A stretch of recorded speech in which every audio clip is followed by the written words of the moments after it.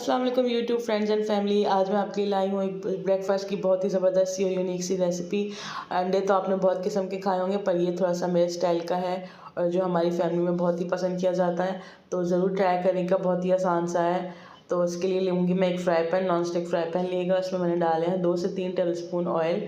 Oil को मैंने बहुत ही अच्छा सा गर्म करना है और इसमें डालना है एक आलू को मैंने अच्छा सा कद्दूकश कर लिया है और उसको मैं फ्राई करूँगी 2 से 3 मिनट और इसका हल्का सा कच्चापन दूर करूँगी। ये आलू वैसे ही बारीक है तो इसलिए जल्दी से पक जाएंगे। इसको 2 से 3 मिनट अच्छा सा फ्राई करें।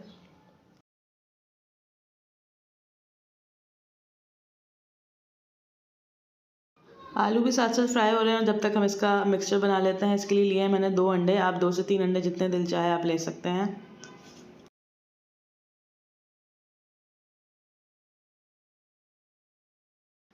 और इसमें 2 से 3 टेबलस्पून मैंने लिए हैं चॉप्ड टमाटोज़ और 1 टेबलस्पून भर के मैंने इसमें हरा धनिया डाला है।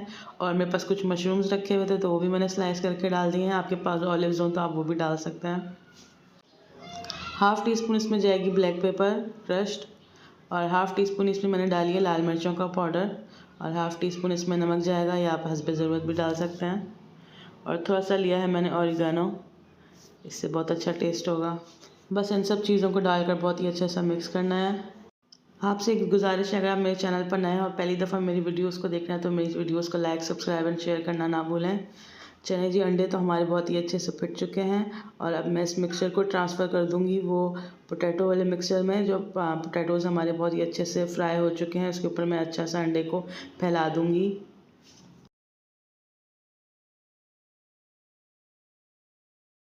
अंडों को अच्छा सा फैलाकर इसको मैं ढक दूँगी और ढकूँगी 3 से 4 मिनट के लिए। मैंने इसको अच्छा सा कलर देना है ताकि नीचे से अच्छा सा फ्राई हो जाए। और नीचे से बहुत ही अच्छा सा ब्राउन कलर आ चुका है, तो अब मैंने इसके ऊपर चीज़ स्लाइसेस या आपके पास चेडर मोज़रेला कोई भी चीज़ हो, आप उसके ऊपर अच्छा सा फैला दें। एक कोटिंग चीज़ की हो जाएगी और उसके ऊपर कुछ डेकोरेशन कर देंगे।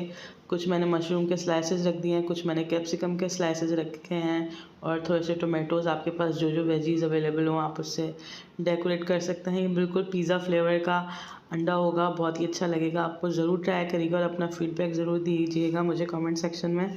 और अब मैं इसको ढककर पकाऊंगी ताकि जब तक मेरी चीज़ मेल्ट ना हो जाए। और उसके बाद मैंने इसमें थोड़ी सी क्रश चिली डाल दी थी, छिड़क दी थी। 2 मिनट में हमारी चीज़ भी मेल्ट हो गई थी और ये मेरा बहुत ही फ्लफ़ी सा और प्यारा सा चीज़ ऑमलेट बनकर रेडी हो चुका है। ज़रूर ट्राई करिएगा और इसको ब्रेड के साथ आप नाश्ते में लें, बच्चे का भी मोस्ट फेवरेट है ये।